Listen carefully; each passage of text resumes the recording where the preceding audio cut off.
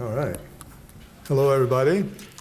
It's a real pleasure to be here. I'm very grateful to Emran for inviting me, to Paula and Laura, and all the people who've been organizing things and putting up with all of our unreasonable requests and having patience and so on and so forth. It's been an enormously interesting day today. And we're now at the westering end of it. And I know we're probably a little tired of listening to people talk. And I will beg your indulgence and try and, if possible, deal with the somewhat tricky question of the Baha'i reception of the Qur'an.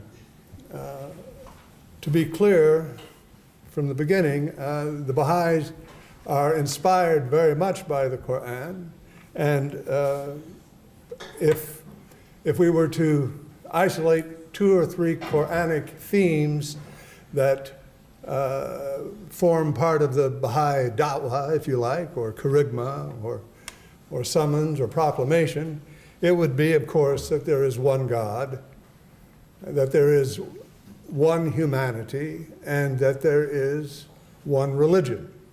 This, of course, to anyone who knows anything at all about Islam, is very Islamic. The question now arises is why are Baha'is so adamant about insisting that they are not Muslim and that they are not Islamic? I will not try to answer that question.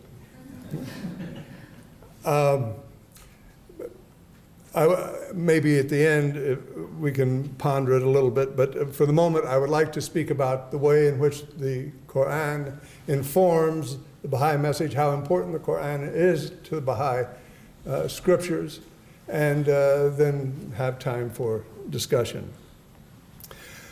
So we mentioned 2 or 3 themes from the Qur'an that are very important for the Baha'i ethos, or the Baha'i message. Another one would, of course, be revelation. And this is where the identity begins to acquire its own outline and profile, because Baha'is are very unapologetic about insisting that revelation has occurred again, and that, in fact, revelation will continue to occur as long as God exists, and that the end of time tropes and passages and verses in the Qur'an are there to be interpreted as signs for revelation that a new phase has begun. Apocalypticism in all religions, speaking of the time of the end and so forth, from the Baha'i point of view, always means the beginning of a new cycle for humanity. To put it another way, for people to think that scriptures are prophesying that the world will come to an end is an instance of wishful thinking. The world is not going to end. The world is going to continue, and we have to deal with it. We have to carry on. And so the Baha'i religion, in a sense, is a way of interpreting the apocalyptic, if you will, motifs of the Qur'an and the traditions, and saying, in no uncertain terms, that a new religion has begun. That being said, we'll go back to the Islamic identity of the Baha'i faith. The Baha'i faith is full of Islamic features. It is the morphology and the syntax of piety in the Baha'i faith is Islamicate. The ideas that we've just talked about are Quranic to the core, and it becomes even more puzzling why the insistence on a separate identity, not being Muslim, not being Islamic, being Islamicate, if you like, and to use Hodgson's very useful term. So how did we get to where we are with the Baha'i faith? The Baha'i faith has developed in two different phases. The earlier primordial phase, the Babi phase, and the second Baha'i phase after the beginning of the revelation of Baha'u'llah. I'll talk a little bit about the Babi phase. The Babi phase begun by this Sayyid Muhammad Shirazi, who at the age of about 25 laid claim to a new revelation. After apparently spiritual experiences of encounters with the hidden Imam, he felt himself to be imbued with the spirit of the fulfillment of the 12er Shi'i eschaton. Because he wasn't the only person in the world around that time who was making such claims. But his claim took, for this audience, a rather interesting form. He produced, in fact, a new Qur'an. He wrote a commentary on the Surah of Joseph. Joseph is very dear to the heart of 12er Shi'ism as a symbol of betrayal, of hiddenness, of appearance, of divine beauty, harmony, and ta'wil, and all of these things. Joseph is a very important figure. The Bab wrote a very long and very somewhat complicated tafsir on this surah, which in fact assumed the form of a new Qur'an, and was seen by his public to have done this and have blasphemed and committed heresy. So this was the first major break. Prior to the tafsir on the Surah of Joseph, the Bab also wrote other commentaries and other tafsirs, a very large one on the Surah Al-Baqarah, which is completely different from the second one. But to give an idea of how the ethos of the Baha'i, the current Baha'i ethos acquired shape, in that very early tafsir, the Bab's style is very, very Shi'i, that is to say, very communalistic. So we find in it the usual tropes of Shi'i condemnation of the perfidy of the, shall we say, brothers of Joseph, who persecuted Joseph, who corrupted the scripture, and who were villains. And numerous places in this earlier tafsir, which has not been published, which is in several libraries around the world if people want to read it. So in the next, after his revelation in the tafsir on Joseph, there's none of this. There's none of this standard 12er Shi'i condemnation of the Muslims who betrayed the divine will. And Joseph is chosen, one would assume, because of his great super spiritual achievement of forgiving his enemies, his brothers, and bringing them back into the fold. So this is the symbol that stays with the Baha'i teachings all through, from the beginning until now. Throughout the writings of Baha'u'llah, we find many what I call Josephian metaphors or allusions to the idea of the perfume of holiness, to the idea of the robe of prophethood, to the idea of the blessed beauty, and all of these things come from the story of Joseph. So Joseph is a real hero, and in some senses, Rabbi Firestone and I have an article in a book on holy war, which I'm very proud to be. I've known Reuben for a long time. It's such a joy to see him here, and I really enjoyed his talk last night. My article in there is about the Baha'i faith as an example of the return of Joseph, because I think this captures what the Baha'is wish to present themselves as and wish to emulate and perform. So the writings of Baha'u'llah are also full of the Qur'an at every turn. One of the most frequent places where we find Quranic quotations and citations is in the prayers. And Baha'is are great believers in prayer. They love to pray. And the language of prayer in the Baha'i faith is whatever your language happens to be.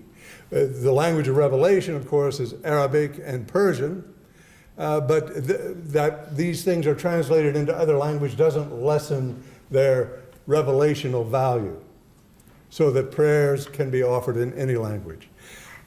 This goes along with the other Quranic theme that is very much a part of the Baha'i teachings, which is, although it's not frequently seen as a theme when we're talking about the themes of the Qur'an, but looking at the Qur'an through Baha'i spectacles, if you will, it's clear to me that one of the major themes of the Qur'an is precisely the one of humanity.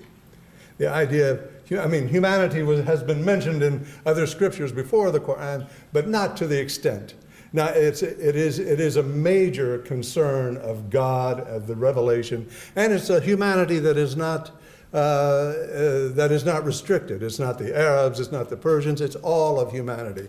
Of course, this was fleshed out later in Islamic thought by positing the existence of 124,000 prophets who had the job of visiting every community that had ever been on the earth to give them revelation from God, so that there is no group of humanity that has been without revelation, and so there's no such thing as a chosen people. All of this resonates very acutely with the Baha'i teachings. So the idea of humanity, of revelation, these things are very important.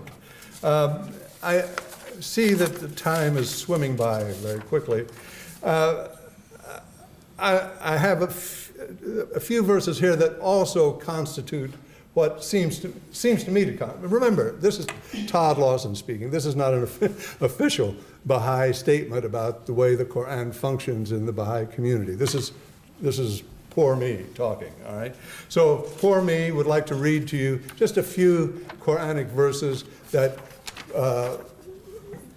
seem to underpin, and in some cases are actually quoted and made much of in the Baha'i teachings. I'll read the English translation. To every people was sent a messenger.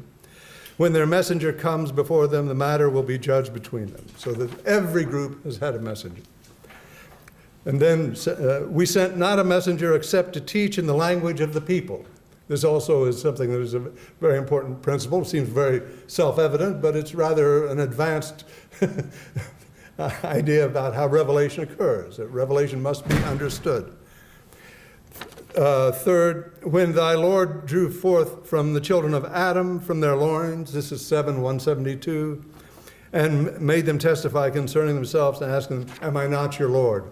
This is perhaps the most important, because the Quranic vision of the primordial state of the covenant is perfect grist for the Baha'i mill, because in a sense, the important message there is not that God was controlling everything. We don't really need to be reminded that God controls everything. The important thing there is that everyone who would ever exist was present together in the divine presence. Everybody. Republicans, Democrats, skateboarders, the people who text at the top of the escalator. I could go on and on. Everyone was at the day of the covenant. And this is something that the Baha'is really take to church and insist upon no difference. This is where we get our major teachings about the abolition of all prejudices and so on and so forth.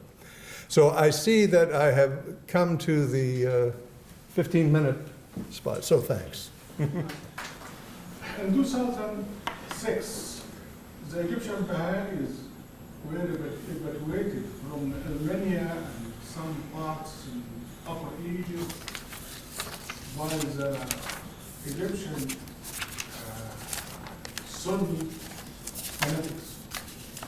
I wrote many articles about this, defending the Baha'is. I'm asking what the reaction of the Baha'is in diaspora, out of Egypt, Yes. concerning their brother and sister persecuted in Egypt at that time. Right.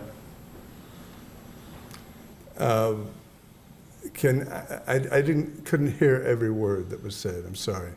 Can you just give me the question in a few words? Yes. What is the reaction of the Baha'is in America, in Canada. Oh, what was the reaction to this? Yes. When The Baha'is, yeah, right, persecuted yeah. and evaluated Yeah. Well, of course, the Baha'is have observer status at the UN, and they try and raise awareness about what's going on and to make the people aware of it. We were aware of it here. We did, the Baha'i community makes it publicized what's going on. Anytime something approaching persecution occurs, the Baha'i community is instantly aware of it and seeks to raise consciousness about it further. Did I understand you correctly to say that Baha'is do not consider themselves as Muslims? That's right. That's true. So Baha'is are not Muslims. Yeah, and they invited me here anyway to talk about this. Thank you for your talk, very interesting. I have a question.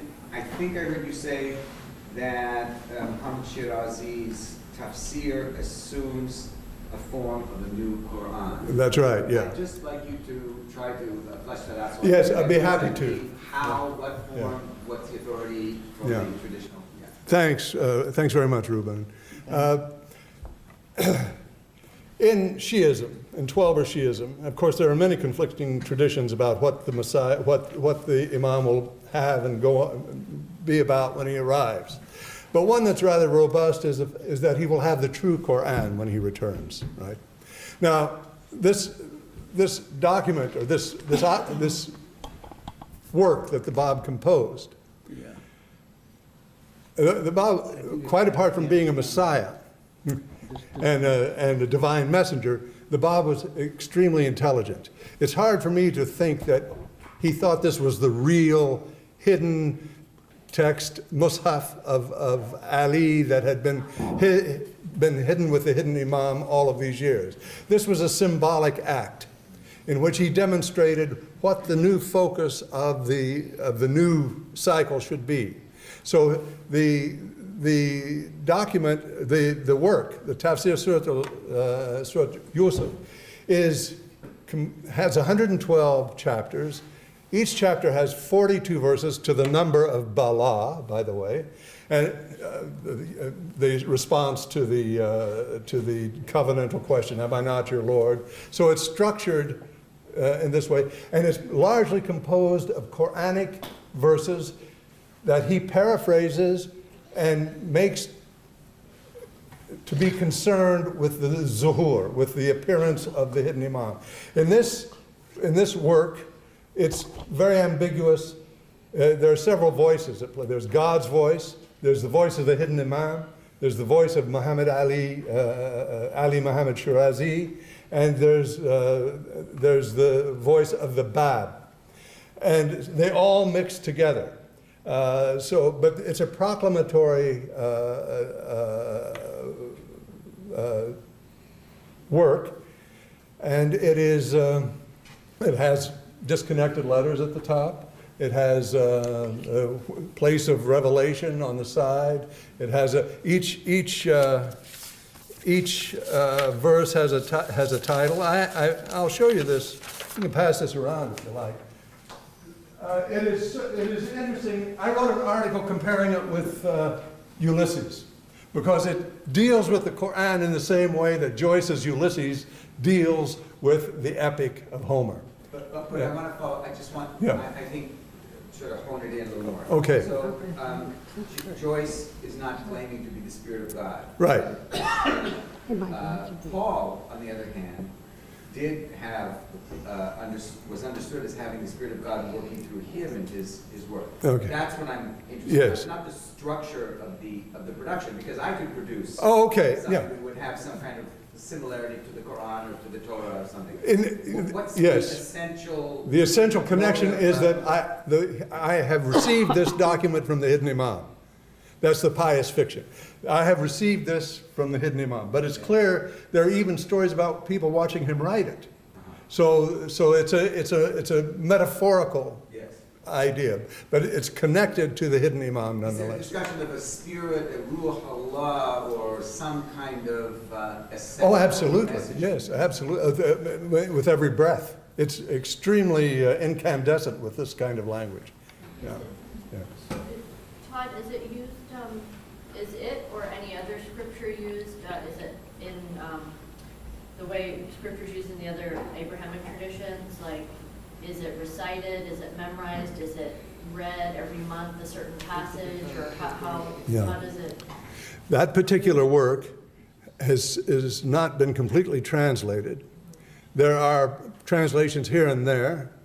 It is not used, if you like, liturgically, but occasionally it is. But most of the Baha'i writings, especially those of Baha'u'llah and Abdul Baha'u'llah's son, are used in the way that other writings are used in other religions, and chanted. And this is another Islamic idea that comes through in the Baha'i faith, is the beauty of chanting and praying and saying aloud the words. There's a sense, very Quranically inspired, that it only really comes alive when it's heard. This is not doctrine, because it's also important to read and to study. There's a great emphasis on studying the writings of Baha'u'llah and the Bab, all of which are full of Quranic references. And working on this paper for Emran, I thought, this is a terrific project. It hasn't been done in the Baha'i community. Wow. And it would be endless, because the Bab wrote 500,000 verses. It's just an incredible amount in the short time that he was alive. And Baha'u'llah also wrote the equivalent of, they say, 100 volumes. So there's a lot of material. But the place to begin would be the Kitab al-Aqdas, the most holy book, Al-Kitab al-Aqdas of the Baha'is, which is Baha'u'llah's most holy book, and which has all kinds of Quranic allusions, and it would be a very interesting study. I'm interested in this question about whether are there different recensions of the Bab's works amongst, were there any existing Babis who didn't become Baha'is? Oh yes, there were lots of them. Yeah. Are there different recensions? This is something that I discovered. It had always been suspected that the rascals tampered with the true text, but there's very little difference amongst the manuscripts. I wrote my dissertation on that particular work, on this tafsir of Joseph, and I compared numerous manuscripts from all sorts of places, and they're all pretty meticulous, interestingly enough. It's written in Farsi? In Arabic. In Arabic. Yeah. In Sajja, and very hypnotic, and quite remarkable that I could be present. But I guess the other related question is, would it be possible to read that tafsir in a non-Baha'i way? Yes, absolutely. And is there any evidence that that's been done? Yes, yes. Yeah, there were Babis who never went into the Baha'i camp at all. And they felt that the things that Baha'is consider prophecies about Baha'u'llah must be read a different way. Right. Are they Muslim then? Do they consider? Yes, they remain identified as Babi Muslims, Okay. which is rather interesting. Yeah, their numbers are becoming less and less as time goes by. But in Iran, there may be 1,000, 2,000 families of this kind of. Yeah. Other questions? Are there any other questions? Yes. Yeah. So a quick question. Please. Because of the Joseph story, Yes. especially in the Iranian context, Yes. Yes. it's also tied in with Sufism Yeah. and Sufi sort of thing. So the interpretation that's given here that becomes this sort of Quran, does it also connect with these Sufi commentaries on, in a certain way, is there the same kind of Sufi discourses in this?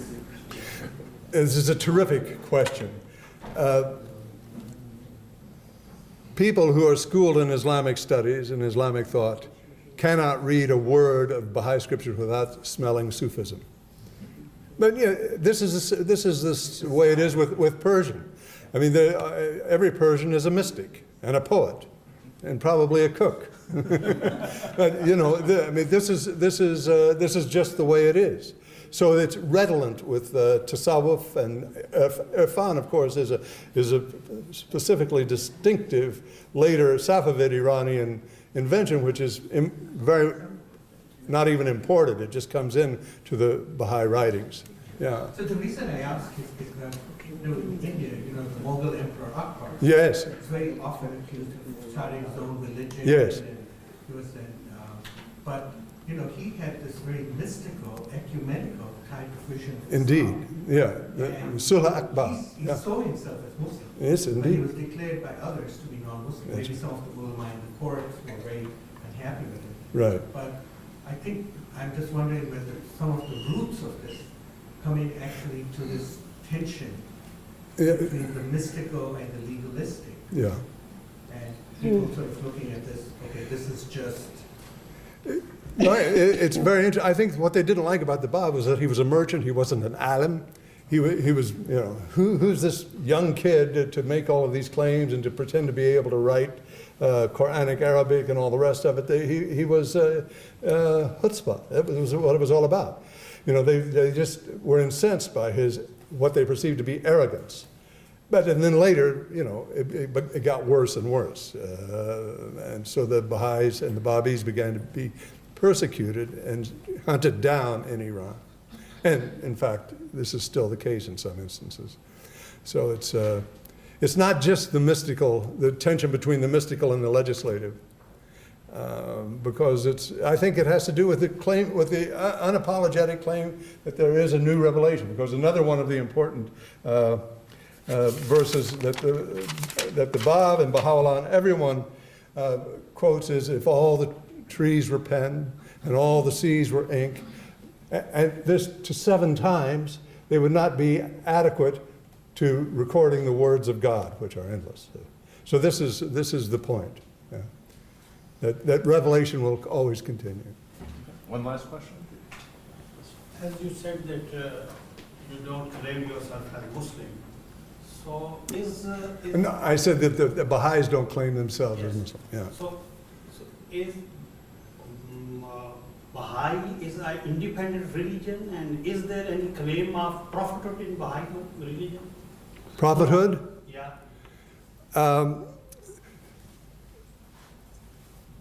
Baha'is consider Muhammad to be the seal of the prophets, and this time to be the period of fulfillment of his prophecy.